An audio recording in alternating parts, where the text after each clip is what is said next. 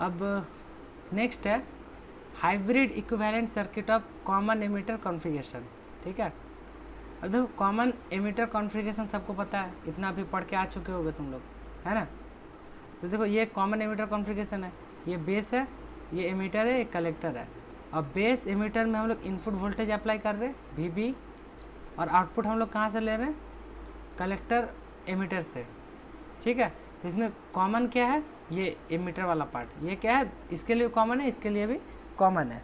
बाकी इनपुट हम लोग बेस एमिटर में डाल रहे हैं और आउटपुट कलेक्टर एमिटर से ले रहे हैं। ठीक, और देखो इसी का इक्विवेलेंट ये सर्किट बनाना है तुमको।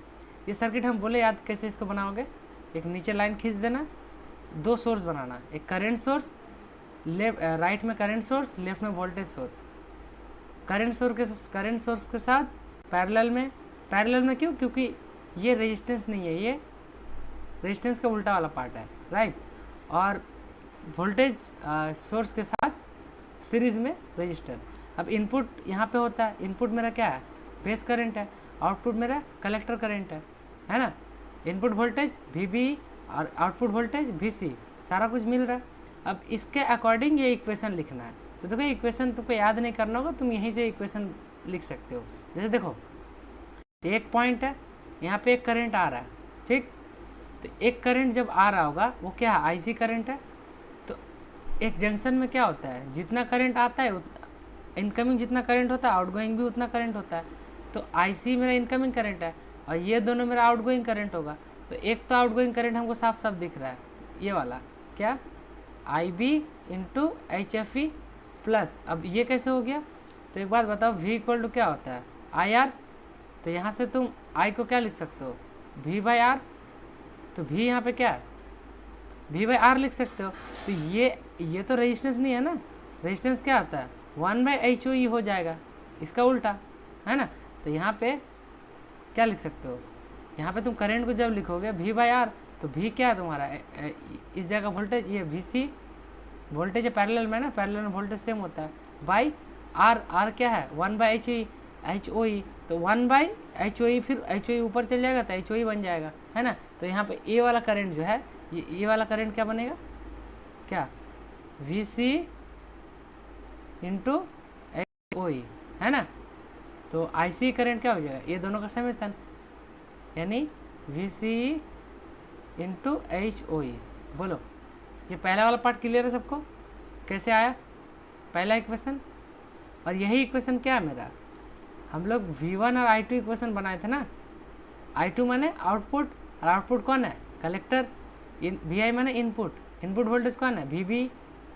I2 VB किसके अकॉर्डिंग था, ये इक्वेशन उससे मैच करना जो हम लोग H पैरामीटर का इक्वेशन सबसे पहले देख चुके हैं, या फिर इस फिगर से भी इसको निकाल सकते हो। अब यहाँ पर भी देख लो, यहाँ पर भी जब तुम ऐसे ये लगाओगे, KVL लगाओगे, तो KVL क्या होता है, ये नेगेटिव से घुस रहे हो, ये नेगेटिव से घुस रहे हो, यानी -VB।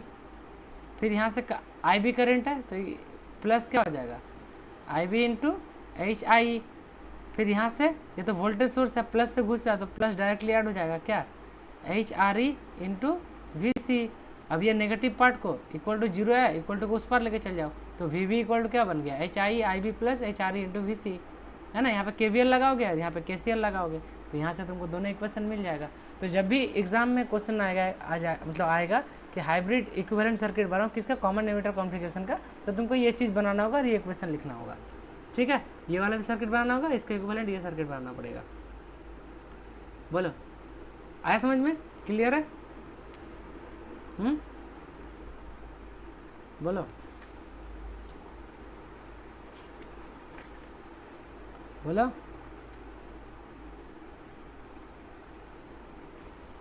ओके, नेक्स्ट है देखो, ये hybrid equivalent circuit of common base configuration. तो कॉमन बेस कॉन्फ़िगरेशन में क्या होगा, बेस कॉमन है ना। तो जो H था उसमें B लगा देना है खाली, है ना। जो मेरा HR था उसमें भी B लगा देना है। यहाँ पे गलत है, ये सब B होगा ना, कॉमन बेस है तो IBFC HO, यहाँ E और C लिख दिया, यहाँ पे पीछे में क्या लिखा है, E सब में एमीटर है ना, तो ये गलत है। यहाँ पे सब में बी होगा, ठीक है, सब में यहाँ बी हो जाएगा, राइट। अब ये भी तुम लोग देख ही सकते हो, यहाँ पे KCL, यहाँ पे KVL, यहाँ पे KCL, इक्वेशन आ जाएगा और ये सर्किट कर लोगे ना ये। अब मान लो hybrid equivalent circuit of common base आएगा, तो देखो ये बेस कॉमन है, यहाँ पे ये बेस होता है ना, ये कलेक्टर है और ये एमीटर है, ठीक है। समझ जाओगे ये वाला भी सिमिलर है, पहला वाला अगर समझ में आ गया तो ये वाला भी समझ जाओगे। उसके बाद फिर कॉमन कलेक्टर, इसको भी समझ जाओगे, सेम है। देखो खाली यहाँ पे IC, FC, RC और OC, ये नोमेनक्लेचर भी हम पहले बता चुके थे, बोले थे कि नहीं। अब कॉमन कलेक्टर है तो एक ट्रांजिस्टर बनाना और जो उसका कलेक्टर वाला पार्ट है उसको कॉमन बना देना। आउटपुट किससे लेना, एमीटर और कलेक्टर के साइड, इनपुट बेस और कलेक्टर के साइड। एक बात याद रखना, इनपुट हमेशा हम लोग बेस के साइड में लेते हैं, आउटपुट हम लोग हमेशा कलेक्टर के साइड में लेते हैं, ठीक है, ये भूलना मत। देखो इनपुट है बेस के साइड, आउटपुट कलेक्टर के साइड, है ना। फिर देखो इनपुट, देखो ये बेस के साइड, बेस है अंदर, कलेक्टर के साइड आउटपुट, ठीक है। यहाँ भी देखो बेस के साइड इनपुट और कलेक्टर के साइड आउटपुट, यहाँ पे, है ना।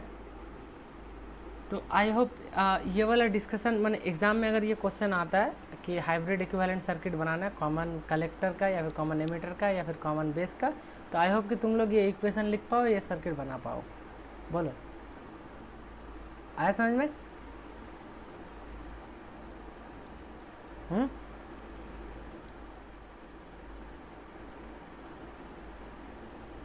बोलो, ठीक है।